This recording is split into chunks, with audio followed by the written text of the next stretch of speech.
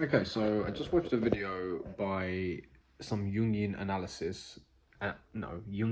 analysts, and they were talking about the devouring mother complex, which I've been really interested in because I've definitely found myself in that particular predicament or condiment.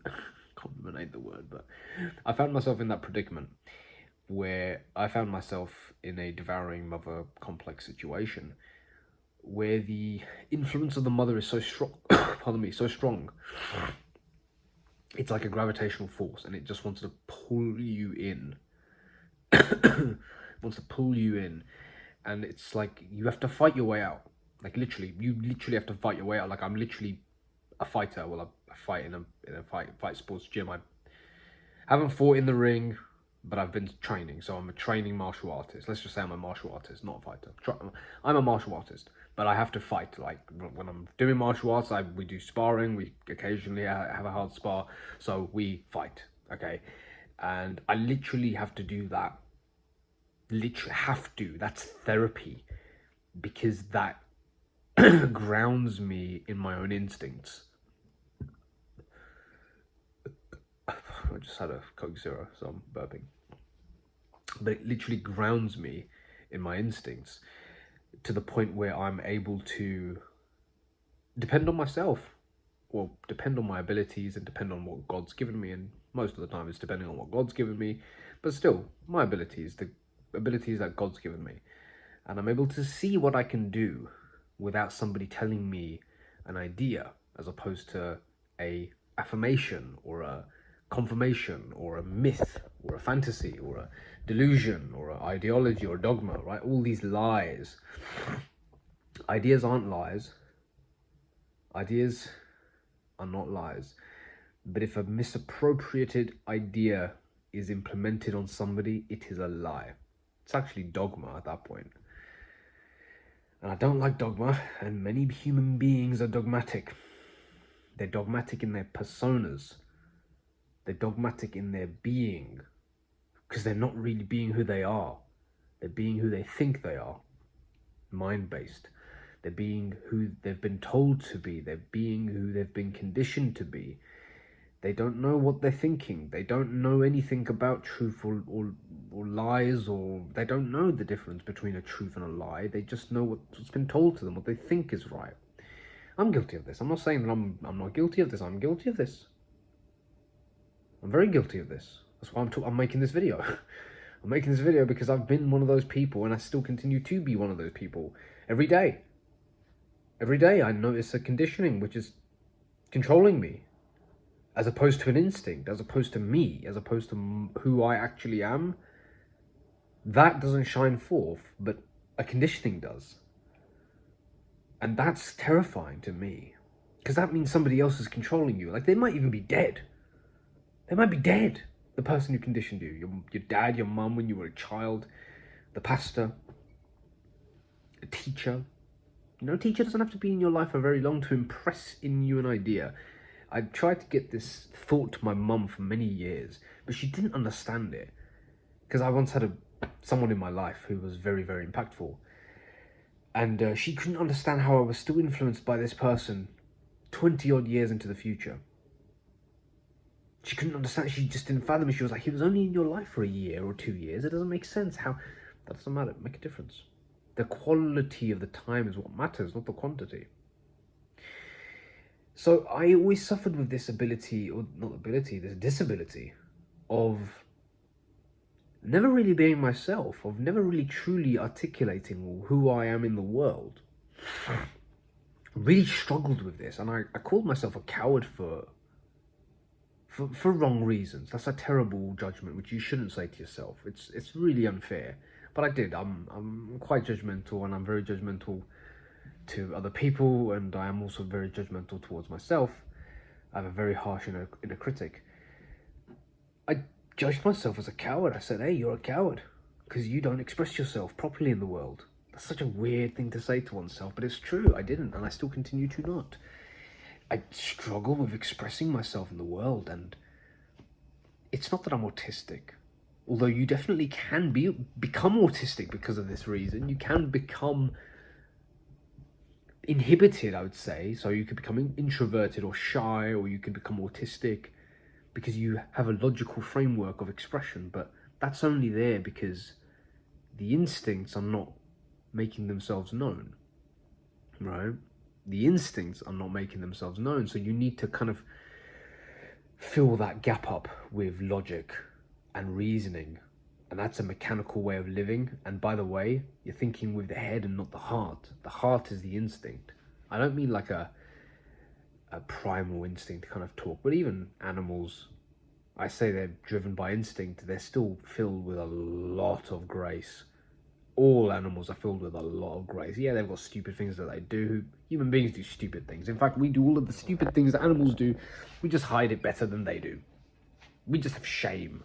Animals don't have shame. We do all the same things they do. But this concept of the devouring mother, and then tying into a man's psyche, a man's self-concept or self-efficacy, or all these things. You see, a man finds self-confidence in his ability to solve problems and to overcome difficulties and adversities. Right? It's why men go through such extreme lengths to become a Navy SEAL. Who does that? Who chooses to become a Navy SEAL? Or even a fighter? Like, who chooses to become a pro fighter? Jesus, that's ridiculous. That's insane. Like, I'm sitting here right now and I'm like, that is insane levels of hard work, resilience, dedication. I've got stuff in my mouth, so now I'm doing things with it as I'm talking to you, which I shouldn't, but oh well, it is what it is. But you know what I mean, right? It's like Navy SEAL. To become a Navy SEAL, to become a fighter, oh my God, the amount of work you've got to put into that. Why would you do that? Well, you do it because you can, or you want to see that you can. And if you see that you can, the self-respect that you have will be there forever. Glory will be yours. That's what glory is. Self-respect. Glory. And it lasts forever. Glory is eternal, right? That's what we're looking for as men. That's how we're driven. We're very spiritual creatures, men, but it's biologically encoded into us. It's spiritual because it's an ideal, but the ideal is biological. This is from that lecture that I got as well. The lecture, I'll put it in the comments down below, because I am plagiarizing people. That's not the kind of person I am. It's biological. We're very much like that. We chase these higher ideals. We got to pick something hard to do, man. Like, that's how we do things, and then we change the world by doing hard things, by becoming a better person through doing hard things. Now, if we're dependent on the mother, we won't do hard things. We won't, because we'll do what she wants us to do. And don't get me wrong, she means well. They all mean well. Everyone means well. Most of the time. But even the devouring mother complex, it kind of means well. It's like, I want you to be with me for the rest of my life because I don't want you to leave me because you're my son. Right? But then at the same time, there's a resentment on both parties. It's like an Oedipal complex. Weird thing, which I used to feel when I was really young. When I was a teenager, I felt it and I was like, I didn't like it. I hated it. Like, I hated it to the point where I would hate my mother. Yeah, I'd hate my mother. And I know that's terrible to say. I'm a Muslim, so we shouldn't say these kind of things. But we're talking about it in a frame of Jungian analysis, so it kind of makes sense. But I did. Like, I hated her because I was like, the force of the mother was devouring, and it wasn't right, because there were situations where things were happening which were very wrong, and they were enabled by the devouring mother archetype. Instincts in the devouring mother, let's say, which I found to be morally reprehensible. Just morally reprehensible, and I could not forgive the individual responsible, my mother. I couldn't forgive her. I literally couldn't forgive her. But I had to kind of just swallow it up and leave it, because I was a young boy at the time, and I didn't really have a lot of individuality. I didn't have my own personality, really. Well, I did, but when I say personality, I mean I didn't really know who I was and what I was capable of, which is what we all want, right? That's what we're all looking for. We're looking to see what we're capable of. And that's what the individuation story is. And when you look at these stories of King Arthur and the Knights of the Round Table, and even things like Star Wars, like I used to watch films a lot when I was younger because I didn't know myself. But as I've gotten older, I watch films less and less because my own life has become the great film. That sounds so narcissistic. But you can escape into fantasy, and that's great. But if you depend on fantasy, like films, for your sense of archetypal realization, I hate that because that's like insert fanfic. You know, like that's self-insert fanfic. I don't like self-insert fanfic 'cause it's like I want to live my life. I want to know what I'm capable of. I want to be the best version of myself. I want to achieve all the things that I can achieve. I don't want to live the lens of somebody else. That's pathetic to me. That's pathetic. That's that's reprehensible. I'd like to be the hero of my own story, thanks. So occasionally I'll watch a film, like I'm gonna probably watch the Dirty Harry films because I really wanted to watch it for a long time, and also it's just Dirty Harry, man. Like he's cool, isn't he? So I'll just check it out and see what he's about. You know, he's like someone that all men kind of like look up to. He's like the vigilante, anti-hero character. You know, he's good with his gun. He kind of does his own thing. He doesn't really care about authority. He just wants to see his version of justice be done. And I think a lot of men can relate to that. A lot of men can relate to that. But you want to be your own Dirty Harry, though. You don't want to be him. You want to be your own Dirty Harry, right? You want to be yourself. And the only way you can really be yourself is to go out there and go choose things that are going to help you grow as a person. You see, I'm doing that right now in my life, where obviously it's a painful journey, and every time it hurts a little bit, I'm like, oh, I want to go back to security and safety again, man. But then I always think, what was I like before I took this life? Like let's say something like fighting. Don't get me wrong, I get the urge to want to turn back and not do fighting more or less, not every day, but more or less every so often, every few weeks or so, I get the thought that crosses my mind, which is like, bro, what are you doing, man? This is stupid. You're getting hurt, you're getting abused, what are you doing? But I'm like, bro, I know what it's like when the going gets good, man. And I know the high I feel, and I know not the high, not in a dirty sense, but in a long-term, stable sense, the high of achievement, the high of, I did a good job, man. I did a good job. I was courageous. I gave it my all.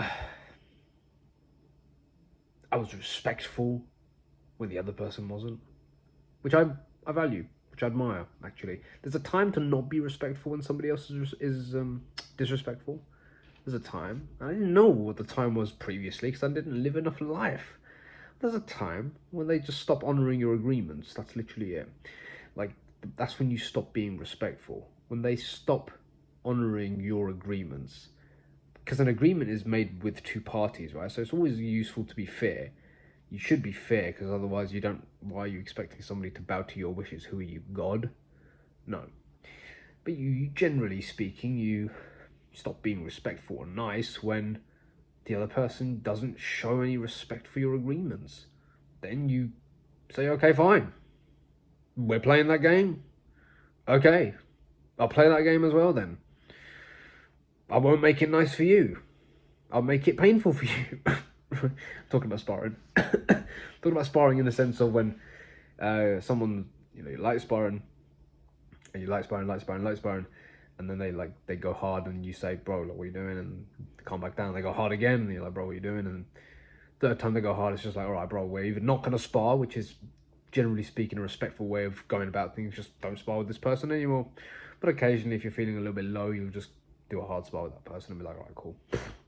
I'll go there, I'll go to that place if I have to, but I don't want to because I'm here to learn and not fight. There's a time to fight. There's a time to go 100%. But then, when you do have a fight, you know what the repercussions are? Usually limping for the next few days, usually bruises, pain. Don't get me wrong, I'll deal with the pain, but it's like pain, and pain will last for a few days as well.